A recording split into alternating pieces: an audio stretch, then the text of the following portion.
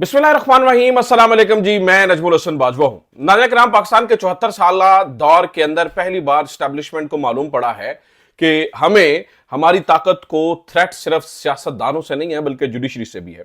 इससे पहले हमने ये देखा कि माजी में हमेशा जुडिशरी और स्टैब्लिशमेंट ये हमेशा एक ही सिक्के के दो रुख माने गए। जो उन्होंने कहा वो उन्होंने किया और जो उन्होंने कहा वो उन्होंने किया। पहली बार ऐसा हुआ कि जुडिशरी के अंदर जजेस ने बात मानने से इनकार कर दिया और उन्होंने कहा कि भाई अब ऐसा नहीं चलेगा। अब इसका काउंटर कैसे किया गया, इसका तोड़ यह निकाला गया कि धड़ाधड़ जो जिस जुडिशरी के डिपार्टमेंट के ऊपर पहले लोगों को एतमाद नहीं है उसको बिल्कुल जड़ से उखाड़ फेंका जाए। धड़ाधड़ तब्दीलियां, मनपसंद के जजेस, चीजें जिन जो जज पसंद नहीं है, मतलब कौमी असम्बली ऐसे ऐसे एक सेक्शन अफसर के दफ्तर की तरह जो है वो इस्तेमाल हुई और धड़ाधड़ कानून साजियां की गई, जैसे प्रैक्टिस एंड प्रोसीजर और उसके बाद 26वीं आईनी तरमीम, फलाना ढिमकाना, बहुत कुछ हुआ ताकि जजेस को कंट्रोल किया जा सके। वो जजेस जिन्होंने पहली बार तारीख में ये जुर्रत की कि भाई वो मुक्तदरा के सामने खड़े हो गए और उन्होंने कहा नहीं नहीं, जैसे आप कह रहे हैं हम ऐसे नहीं करेंगे, हम चलेंगे इंसाफ के मुताबिक, उनकी ऐसी की तैसी, उनकी जुर्रत कैसे होगी ये करने की। तो हमने ये देखा कि कानून साजियों पे कानून साजियां और बिल्कुल उनके हाथ बांधने की कोशिश की गई। और फिर अगले 15-20 साल को सर ना उठाए, या अगले 15-20 साल के अंदर वो लोग सिस्टम में ऊपर आने चाहिए जो जिनके अंदर ये यस सर करने का जो मादा है वो ज्यादा हो, या जो यस सर करने की जिन्हें तकलीफ ना हो और जो खामोशी से बात सुने। जब उन्हें चाय पे बुलाया जाए तो वो मना ना करें, वो तकरीरें ना करें, वो चैम्बर्स के अंदर जाकर जो है ना वो रंग बिरंगी कहानियां ना सुनाएं। तो ऐसे लोगों को लेकर आना चाहिए। तो इसी तरह से नाज़रीन किराम बताया यह जाता है कि मुक्तदरा की मर्जी से बिलखुसूस कौमी असम्बली को इस्तेमाल करके और फिर ये सारी चीजें इस्तेमाल करके तकरीबन 60 जजों को इस पूरे नए निजाम के अंदर एंटर किए जा रहे। कुछ एंटर कर लिया गया, कुछ को एंटर करने का प्रोग्राम है, कुछ को तो ऑन बोर्ड कर लिया गया, कुछ आ गए और कुछ को जो है ना वो कर। तो 60 जज जिन्हें कहा जाता है ये मुक्तदर्रा के जज है, जिनके बारे में मैं नहीं कह रहा अवामी तासुर है, यानी खास तौर पर चले अवामी तासुर भी छोड़ देते हैं, हम कहते हैं जी पीटीआई वाले कहते हैं ये मुक्तदरा के जज हैं, ये एस्टैब्लिशमेंट के जज हैं। इनको अगले 15-20 साल के लिए तैयार किया गया है, कुछ को हाई कोर्ट के लिए, कुछ को सुप्रीम कोर्ट के लिए। यानी अगले 15-20 साल के अंदर जो खेप ऊपर निकलेगी, जो जिन्हें जुडिशल कमीशन ऑफ पाकिस्तान बनाएगा, जजेस बनाएगा या ऊपर प्रमोट करेगा, वो इन्हीं में से जज होंगे। इनको बहुत अहमियत दी गई। लिहाजा ये 60 जज पूरे के पूरे जुडिशरी के उस निजाम को रिप्लेस करने के लिए नाज़रीन किराम बड़े जरूरी थे और जरूरी समझे गए। आज की सबसे बड़ी खबर यह है कि इन 60 जजों के मुस्तकबिल को खतरा है। इन 60 जजों का मुस्तकबिल इस वक्त बढ़ता हुआ नजर आ रहा है, क्योंकि अल्लाह ताला ने जब किसी से बड़ा काम करना होता है ना तो उसके सामने कोई ना कोई अपॉर्चुनिटी पैदा कर देता है। आज एक ऐसा, और बताया ये भी जाता है कि ये जो 60 जज हैं ऑब्वियसली ये 10 साल प्रोग्राम के अंदर बहुत ही अहमियत के हामिल होंगे और उन्होंने काम शुरू भी कर दिया है। तो यानी अब लेकिन वो 10 जो 60 जज हैं उनके मुस्तकबिल को क्या खतरा है, किस तरह से खतरा है, इसके ऊपर आज मैं तफसीली बात करूंगा। इसके अलावा कुछ और भी खबरें आपके सामने रखूंगा। मोहसिन नकवी के साथ अमेरिका में क्या हुआ, ख्वाजा आसिफ साहब तरले क्यों कर रहे हैं, आर्मी चीफ की मुलाकात के चर्चे क्यों हैं, अचानक शहबाज शरीफ साहब पूरे अर्दली क्यों बने हुए हैं, बहुत सारी वजूहात हैं। और मैं क्यों कह रहा हूं कि सिस्टम चीख के कह रहा है कि इमरान खान वापस आ रहा है, इसकी बहुत सारी वजूहात हैं। तो काफी ज्यादा खबरें डिस्कस करेंगे, लेकिन मेन इंपॉर्टेंट इसी मुद्दे को आगे रखेंगे। आपसे दरखास्त एक के चैनल को सब्सक्राइब जरूर कीजिए। फायर वाले और फाइबर वाले न जाने और शार्क मछलियां, इन्होंने खास तौर पर जो हक और सच की बात करते हैं उनको जरूर काटना होता है। तो लिहाजा आप इसमें हमारी मदद कर सकते हैं, ज्यादा से ज्यादा वीडियो को शेयर करके चैनल को सब्सक्राइब करके। जरा जनाब खबरें सुनते चले जाइए। आज एक कुछ देर पहले खबर आई है कि जो तोशाखाना 2 केस की जो बरियत की दरखास्त है वो 2 जजों के सामने लगी है। एक चीफ जस्टिस आमिर फारूक साहब इस्लामाबाद हाई कोर्ट के, और दूसरे 10वें नंबर पर सबसे जूनियर जज जिन्हें अभी प्रमोट हुए तीसरा चौथा दिन है, जो वकील से जज बने हैं, उनको उनके सामने इमरान खान का केस जो है वो लगा दिया गया है। किस किस के सामने? जनाब आमिर फारूक साहब के सामने और इनाम अमीन मिनहास साहब के सामने। इससे पहले क्या ऐसा होता रहा है? नाज़रीन किराम, जो कोर्ट रिपोर्टर्स हैं वो ये बताते हैं कि हमारी जिंदगी की तारीख में, हमारी सहाफती करियर में हमने पहली बार ऐसा देखा, हमारे सामने पहली बार इस तरह के ढकोसले हो रहे हैं कि किसी जज को प्रमोट किए हुए दूसरा तीसरा दिन हो और उसे 10वें नंबर पर से उठाकर अहम तरीन मुकदमे जो है वो दे दिए जाए। मैं कुछ चीजें आपको बताता हूं, ये फिर ये क्यों किया जा रहा है उसकी भी आपको कहानी सुनाता हूं और इसका क्या हाल है ये भी आपको बताता हूं। तो साकिब बशीर साहब कहते हैं पिछले 5-6 साल में कोर्ट रिपोर्टिंग के दौरान इस्लामाबाद हाई कोर्ट में 3 दफा मुख्तलिफ नए जजेस खेप, हाई कोर्ट में 6-6, 8-8 माह और इन जजेस को कहता है मुख्तलिफ खेप में जो है ना वो मुख्तलिफ जजेस आए।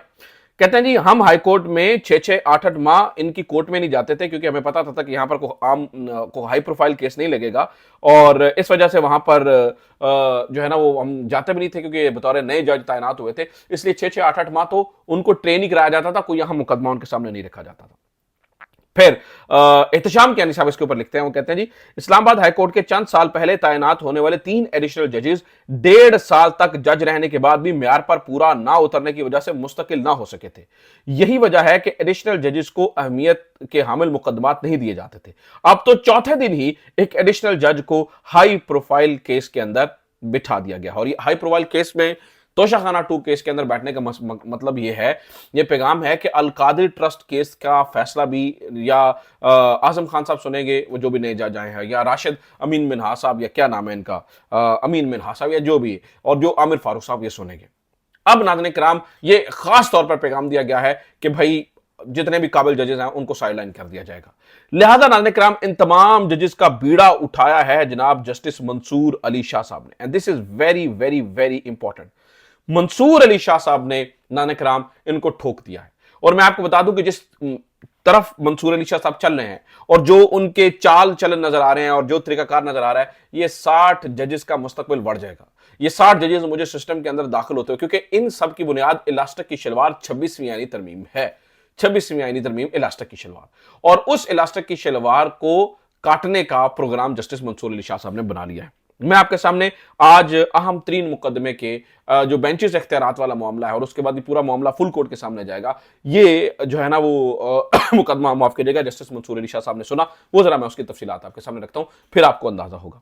देखिए नाज़रीन किराम, एक वाहिद इस वक्त उम्मीद की किरण ये है कि ये जजेस रेजिस्टेंस दिखाएं, अपने इदारे के अंदर रहकर रेजिस्टेंस दिखाएं और आइन और कानून के लिए खड़े हो। तो उन्होंने कहा जी बेंचेस इख्तियारात से मुतालिक केस की समाअत मुकर्रर ना करने के खिलाफ तौहीन अदालत केस की समाअत आज हुई। अटॉर्नी जनरल मंसूर उस्मान अवान अदालत में पेश हुए। एडिशनल रजिस्ट्रार नजर अब्बास भी अदालत में पेश हुए। अदालत की एडिशनल रजिस्ट्रार को तहरीरी जवाब देने की हिदायत। हामिद खान, मुनीर मलिक, ख्वाजा हासिन हारिस और एहसन भून अदालत की मुआवन मुकर्रर किए गए। मंसूर अली शाह साहब ने पूछा क्या हमारा शुमार जजेस में होता है, यह अटॉर्नी जनरल से पूछा। एहतराज से मुतालिक समाअत में तौहीन अदालत केस की समाअत के दौरान अदालती मुआविन हामिद खान ने दलाइल में कहा कि सुप्रीम कोर्ट आइन के मुताबिक ही कायम की गई है। आइन में लिखा है कि सुप्रीम कोर्ट में चीफ जस्टिस और दीगर जजेस होंगे, जिस पर जस्टिस मंसूर अली शाह साहब ने सवाल किया क्या हमारा शुमार दीगर जजेस में होता है, यानी कि हम दीगर जजेस में हैं भी या नहीं है। जस्टिस अकील अब्बासी बोले अब तो शायद हम दीगर जजेस ही रह गए हैं। जस्टिस मंसूर अली शाह ने अटॉर्नी जनरल से मुखातिब होकर कहा अटॉर्नी जनरल साहब वैसे पूछ रहा था कि हम जजेस का हिस्सा हैं। अटॉर्नी जनरल थोड़ा सा शर्मिंदा हुए, फिर मुस्कुराते हुए जवाब दिया कि जी आप बिल्कुल हिस्सा हैं। जस्टिस मंसूर अली शाह साहब दोबारा बोले कि वैसे पूछ रहा था कि आजकल चूंकि पता नहीं चलता है ना कौन जज है कौन नहीं है। दिलचस्प सूरत हाल उस वक्त पैदा हुई जब एडिशनल रजिस्ट्रार के खिलाफ तौहीन अदालत केस में अटॉर्नी जनरल ने हामिद खान और मुनीर मलिक को अदालती मुआवन मुकर्रर करने पर तहफ़्फ़ुज़ात का इजहार किया। तो जस्टिस अकील अब्बासी ने मुस्कुराकर कहा आप भी 2 नाम दे दें, हम बैलेंस कर देते हैं। बाद अदालत ने ख्वाजा हारिस और एहसन भून को भी अदालती मुआवनीन मुकर्रर कर दिया। जस्टिस मंसूर अली शाह साहब का एडिशनल रजिस्ट्रार नजर अब्बास से मुकालमा। अब ये जो बात हो रही है ये भी बहुत इंपॉर्टेंट है। वो कह रहे हैं जी आपके साथ भी कुछ हो गया है, पता नहीं आपका कितना किरदार है इस सब में। बहरहाल कल तक अपना तहरीरी जवाब जमा करवा दे। यह भी पूछा गया अगर हम लार्जर बेंच बनाने का हुक्म जारी कर दें और तो कमेटी क्या इसको मानने की पाबंद है। तो इसके ऊपर advocate Shahid Jameel practice and procedure से पहले सिर्फ उन्होंने बताया जी प्रैक्टिस एंड प्रोसीजर से पहले सिर्फ इंतजामी इख्तियार चीफ जस्टिस का था, जुडिशियल ऑर्डर चीफ जस्टिस पर बाइंडिंग होता था। प्रैक्टिस एंड प्रोसीजर्स के बाद कमेटी को सिर्फ इंतजामी इख्तियार ही हासिल होते हैं, इसको मानना पड़ेगा। जस्टिस मंसूर अली शाह साहब ने हमने मार्क्स दिए, हमारा मकसद तौहीन अदालत की कार्रवाई नहीं था, लेकिन ये जानना चाहते हैं कि केस वापस क्यों हुआ। Justice attorney general Mansoor Awan ने कहा जी वही जो 26वीं यानी तरमीम के बाद अब बेंच बनाने का इख्तियार आईनी कमेटी के पास है। अब ये बहुत इंपॉर्टेंट बात जो आगे मंसूर अली शाह साहब कर रहे हैं। मंसूर अली शाह साहब ने कहा इस केस का 26वीं यानी तरमीम से कोई लेना देना नहीं है। जस्टिस कमेटी जुडिशियल ऑर्डर को इंतजामी ऑर्डर से खत्म नहीं कर सकती। अदालती मुआविन मुनीर मलिक और इसी तरह की ये सारी बातें हुई कि भाई कैसे इंतजामी ऑर्डर जो है वो जुडिशियल ऑर्डर के ऊपर हावी हो सकता है। तो नाज़रीन किराम ये जो जज सारे ये तैनात हो रहे हैं, ये सारी चीजें हो रही हैं, ये सारी की सारी इलास्टिक की शलवार जो है वो जस्टिस मंसूर शाह साहब इसका तिया पांचा करने वाले हैं। आप तैयार हो जाइए, अगले जो आने वाले दिन है वो बहुत ही इंपॉर्टेंट है, मजेदार है, अहम तरीन है, मजा आएगा आपको। अच्छा जनाब, अब जरा जरा दीगर खबरें सुनिए, मैं आपके सामने कुछ दीगर खबरें भी रखता हूं। पता यह चला है कि आर्मी चीफ साहब की जो मुलाकात हुई पीटीआई के साथ, उसके बाद भौचाल है, भौचाल। और शहबाज शरीफ साहब ने कहा, अब मैं आज का बयान आपके सामने पढ़ रहा हूं, फिर कहते हैं जी मुझे अर्दली क्यों कहते हो।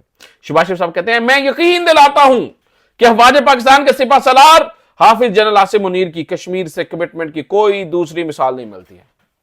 यानी कि जो एग्जीक्यूटिव है, chief executive of the state, जो वज़ीर आज़म है, वो कस्में खा रहा है, मैं तो अल्लाह दी कसमें दस दवा जे जो है ना वो फलां बंदा बहुत ही ईमानदार है। नहीं, ईमानदार होंगे, हमें कोई इतराज नहीं है, लेकिन वज़ीर आज़म साहब की यूं इस तरह से जो है ना वो बनता नहीं है, वो उनको अपने कद का अंदाजा नहीं है, वो क्या कर रहे हैं किसी को वो उन्हें क्या अपने कद का अंदाजा नहीं है, शायद अपने आप को वो इसी तरह से समझते हैं सियासत में भी, और उनका कद जो है वो बोना ही है, तो लिहाजा उन्हें इस बात। लेकिन हमारे जरा ये बताते हैं कि अंदर अंदर खाते चापलूसियां चल रही हैं और ठीक ठाक चापलूसियां करने की कोशिश की जा रही है, पॉलिश करने का प्रोग्राम बनाया जा रहा है कि किसी तरीके से खुश कर दें, बताया कि जनाब ये आप ये ना ये कीजिएगा। और जनाब दूसरी तरफ मैं आपको बता दूं कि इस गवर्नमेंट के लिए इतनी हजीमत हर तरफ तो थू थू हो रही है। मोहसिन नकवी साहब मिसाल है, अमेरिका में गए, अब ये बताया गया जी मोहसिन नकवी साहब ने जो है ना वो अव्वल नशिस्त के ऊपर बैठकर खिताब सुना। पता चला है कि मोहसिन नकवी साहब ने खिताब जो है वो टीवी स्क्रीन पे सुना है, उन्हें वो मेन जगह पर भी नहीं लेके जाया गया था, टीवी स्क्रीन पर जो है उनको खिताब सुनने को मिला है। और वैसे भी आज इमरान खान ने कहा कि जनाब वो वहां पर शायद किसी सिक्योरिटी गार्ड से मिलकर आ गया है, किसी भी बंदे ने किसी भी अहम तरीन शख्सियत ने, किसी हाजिर सर्विस अहम तरीन शख्सियत ने, चाहे वो सियासतदान हो या फिर कोई वर्दी वाला, किसी ने कोई मुलाकात जो है ना वो हमारे पाकिस्तान के वज़ीर दाखिला से नहीं की। और वज़ीर दाखिला का बनता क्या था वहां पर जाना? वहां पर वज़ीर खारजा जाता तो समझ में आती थी कि भाई वज़ीर खारजा गया हुआ है, वज़ीर दाखिला का क्या बनता है वहां पर जाना, और किस तरह से और किस हैसियत में और किस नोयत में वो वहां पर गए, वो आपके सामने ही है। तो ये नाज़रीन कराम अब तक की सूरत हाल है। मरियम बीबी के बारे में सुन लीजिए। मरियम बीबी, नाज़रीन कराम, जुनैद सलीम साहब ने इनके बारे में बड़ा अच्छे से कहा, कहा इनको शौक है दूसरों की तख्तियों के ऊपर जाके इफ्तिताह करना, दूसरे की कॉपी करना। आजकल तो ड्रामेबाजी अरूज पे है, कभी अपनी आंखों पे हाथ रख लेती हैं, कभी बाहें फैला लेती हैं बच्चों के लिए, कभी कहते हैं आपकी माँ आ गई है, कभी हेलीकॉप्टर का किस्सा सुनाती हैं, न जाने क्या चल रहा है। शायद मेरे समेत शायद हमारी कौम ही इस लायक है कि हम पर इसी तरह के हुक्मरान मुसल्लत किए जाए, और जो एक बंदा पाकिस्तान के लिए मुखलिस नजर आता है उसे हमने काल कोठरी में कैद किया हुआ है। शायद हमारी किस्मत ही अच्छी है, लेकिन मैं आपको बता दूं पाकिस्तानियों आपकी किस्मत बदलने वाली है। सिस्टम अब चीख चीख कर चिल्ला चिल्ला कर बता रहा है, ये सारे इंडिकेटर्स हैं सिस्टम के, चीख चीख कर चिल्ला चिल्ला कर बता रहा है कि तब्दीली आने वाली है, इमरान खान बाहर आ रहा है। उसकी मैं वजह बताता हूँ। आज आपके वज़ीर इत्तलात कहते हैं कि पीटीआई के ऊपर पाबंदी लगाने की नहीं, उनसे इस वक्त मुज़ाकरात करने की जरूरत है, बाकी गला छाड़ दो। अपना ख्याल रखिए, खुदा हाफिज़, पाकिस्तान जिंदाबाद।